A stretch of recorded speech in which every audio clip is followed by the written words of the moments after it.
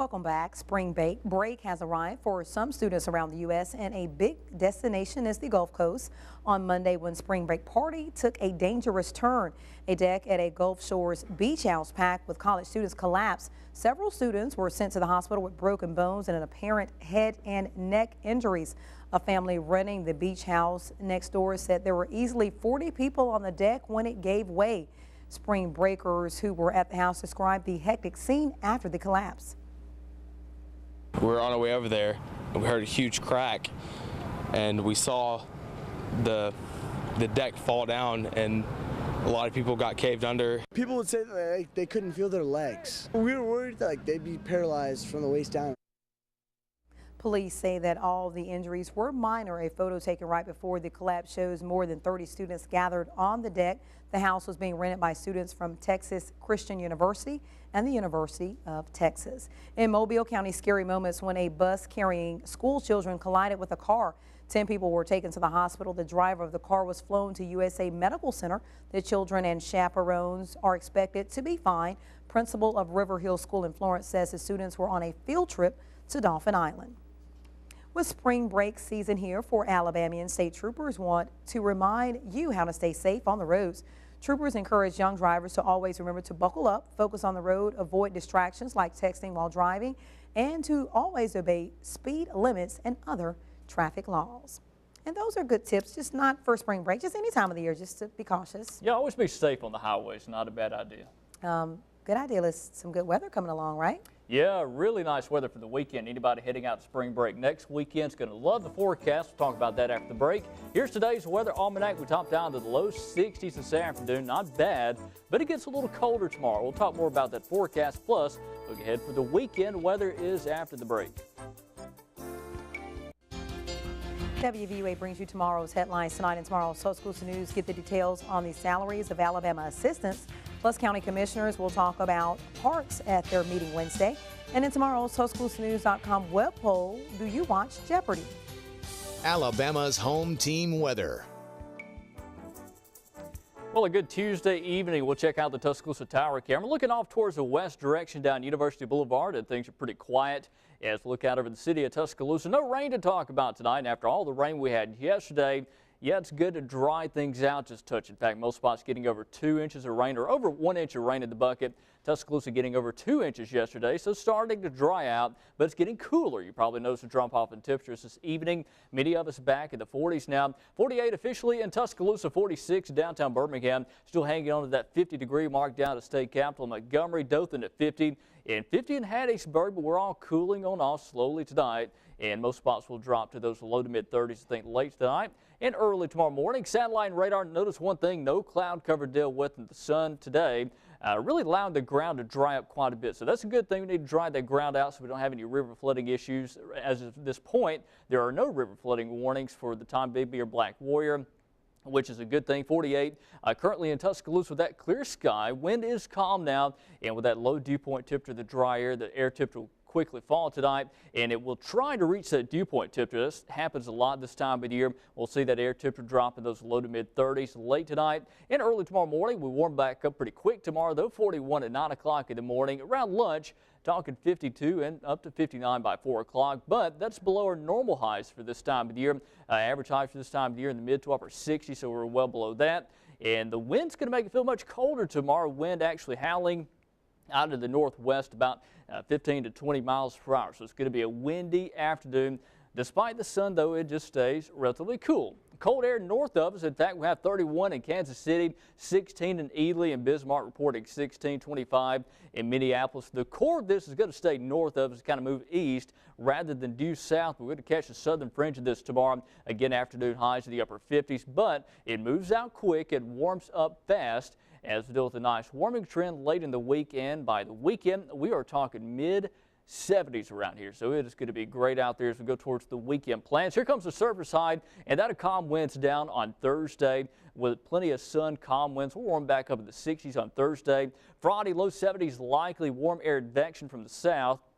as we start to get that warm, moist air in out of the Gulf of Mexico. Notice the cloud cover stays north of us through the weekend. In fact, Saturday, Sunday looking really nice. Next chance of rain won't arrive until next week, but it'll be a while before it gets here, so we've got several days of dry weather to go. In fact, all this week is looking completely dry.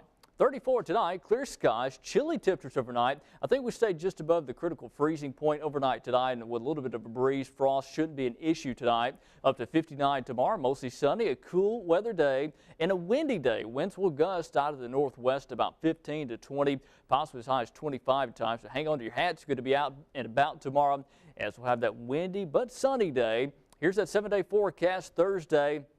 We're talking low 60s, a cold start to the day on Thursday. Most spots will get at or below freezing with a calm wind. I think we have some frost early Thursday morning. By the weekend, hey, how about some 70s around Friday, Saturday, Sunday? If this weekend is your spring break and you're staying around here, the forecast is looking great just in time for those weekend plans. But here comes a chance for rain on Monday and on Tuesday. Maybe some cooler weather sometime during the day on Tuesday, but we are still looking good until at least Monday. Here's our Tuscaloosa Toyota Fishing Game forecast, home of the lifetime warranty. Best activity tomorrow for Wednesday happens at around 3:40 a.m., also 4 p.m. Peak action at the excellent range both times. Also, check us out on the radio, Moody Radio, 88.9 FM, Catfish 102.9. To check us out on those online sources, Facebook, Twitter, and our weather blog. You can go to WVUATV.com, click weather blog, and we've got lots of information about the historic blizzard in 1993 that happened 20 years ago today. We have lots of information on there, so be sure to check it out. I like how the temperatures keep on getting warmer. And I also like the Alabama football team. You got some news for us tonight, Gary. Football recruiting fans, you know, they just wait for a commitment. Well, tonight they get a fix. Alabama's picked up a commitment for 2014. We've got it for you. And Moussa Gueye made the long journey from Senegal to the United States. I'll tell you what, Bama basketball fans are glad he did. He found his way to Tuscaloosa. We've got that story coming up next in Alabama's Home Team Sports. Now, the Tuscaloosa Chevrolet Sports Update with WVUA's Gary Harris. Good evening, everybody. The slumping Alabama baseball team welcomed in the Memphis Tigers tonight after starting the season 6-0. Bama entered the game against Memphis with an 8-7 record and losers of 4 in a row. The Tigers came in 9-5. We start at the top of the fourth, no score until Memphis shortstop Jake Little, who had a big night, 3 hits, including this 2-run shot over the left field wall. Memphis would add another in the frame, making it 3-0. A couple of innings later, runners on first and third. Now, it looks like Alabama's got a play on here. Pitcher Keaton Hack seems to have the runner picked off, but the second baseman, Kyle Overstreet, can't handle the throw. However, they do get it to Brett Booth in time to throw the Memphis runner out at home. But Alabama offensively had all kinds of woes. Bottom of the ninth now, the Crimson Tide with a couple of runners on and 2 outs, or with a couple of runners on and 1 out, and Ben Moore hits into the double play to end the game. Memphis shuts out Alabama 6-0. The Tide had 4 hits, nearly as many errors. They had 3 errors. Head coach Mitch Gaspard told us to overcome the bad offensive output, they're going to have to start changing their mental approach at the plate. The lack of offense has been there for about a week now, and it's I think it's twofold. One, it's our swings aren't really grooved in very good right now, but secondly, mentally, we're not in a good place. We've scuffled some offensively, and there's some confidence issues there that we got to get going. And you're one swing away. I mean, you just got to keep swinging. Bama 8-8 now. Same 2 teams tomorrow night at 6:05 at the Joe. Football commitment for the Tide, the class of 2014. Calvarez Besant from Kingsland, Georgia. Camden County High School, highly rated cornerback, can really cover. 5'11", 175 pounds. He commits to Alabama for 2014. Well, the Crimson Tide star running back Eddie Lacy, who's widely regarded as the best running back in this year's NFL draft, is still being held back by a hamstring injury. Lacy didn't work out at the scouting combine because he suffered a small tear in his hamstring in mid-February, and now he's decided not to participate in the Crimson Tide Pro Day tomorrow because of the injury. ESPN's Adam Schefter reports that Lacy still plans to hold private workouts for NFL teams. NFL teams know what Lacy can do on the field, so his inability to work out at either the combine or Pro Day probably won't do much to affect his draft stock, just as long as his hamstring heals well enough that he can run at some point prior to next month's draft. Well, Tony Gonzalez has informed the Atlanta Falcons that he will return to play in 2013. The star tight end and future Hall of Famer had appeared headed for retirement. In fact, that's what he had said back during the season. But he's reversed course. He told Fox Sports of his plans after getting clearance to return from his doctors. Gonzalez later posted a message on Twitter confirming that he'll be back for a 17th NFL season. He wants to make it to the Super Bowl. To hoops now, Georgia's Kentavious Caldwell-Pope has been named the SEC Basketball Player of the Year by the league's coaches. Florida's Billy Donovan is the SEC Coach of the Year, and Kentucky's Nerlens Noel is the top freshman and the top defensive player despite a season-ending knee injury against Florida. Now, the league released the awards today, and Caldwell-Pope is the SEC's #2 scorer with 18 points a game. Now, Alabama junior guard Trevor Relaford, who's averaging 15.6 points per contest, was one of 8 players named to the coach's All-SEC first team. Relaford also made the SEC All-Defensive team and, of course, made Alabama fans happy last Saturday when he hit that 50-foot shot at the buzzer to beat Georgia.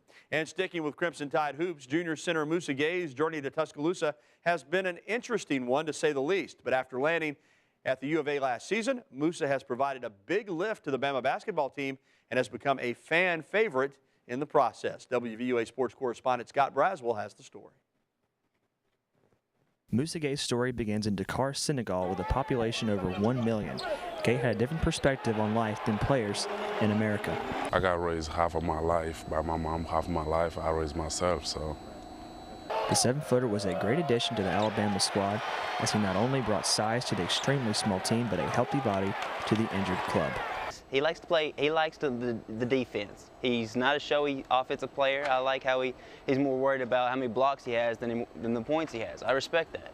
Gay started playing basketball as a teenager in Senegal, and after honing his skills, he decided to enroll at Lakeland College in Illinois. I went to junior college.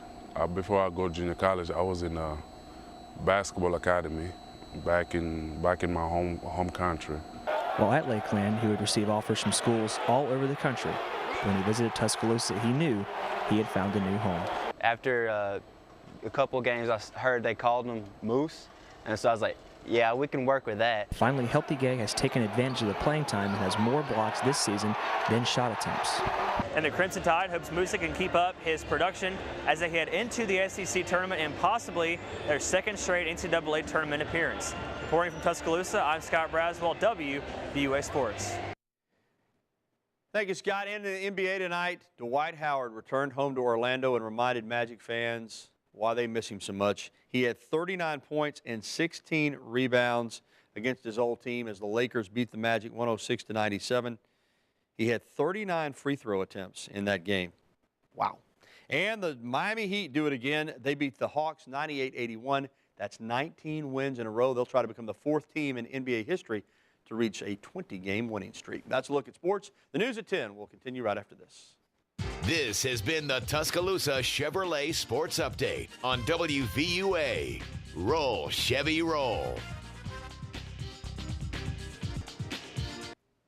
I know we got a story and we got some weather, but, you know, we got to get these high school baseball scores in. They call them in. Holy Spirit Catholic tonight over Holt, 15-6. So baseball season, it's basketball season. A little bit of everything. Alabama starts spring football on Saturday. Exciting. Yeah, busy Exciting. time. Yeah. All right. Well, if you know anything about live TV, kind of like we do, you have to be ready for anything. Yesterday, one anchor from the Tennis Channel does his best bird impression as he looks around for some sort of explanation for the movement under his chair. That while the sports writer talking acts like nothing is happening, the U.S. Geological Survey reported that the quake originated in the Riverside County desert and was registered at 4.7 magnitude. So how about that on live TV and there's a quake going on? You have to still kind of keep it together. You never know. Never We've been know. on TV with a large tornado coming through town, so you never know what's going to happen. Yeah, you know all about live that. TV, you got to be ready for it. But nothing like that in the coming days, Hey, right? no severe weather to talk about. We are quiet, thank goodness. No severe weather to talk about all the way through the weekend. Temperatures top out in the 70s through the weekend. As we go into the weekend, we're talking 70s, but tomorrow's going to be one of those cool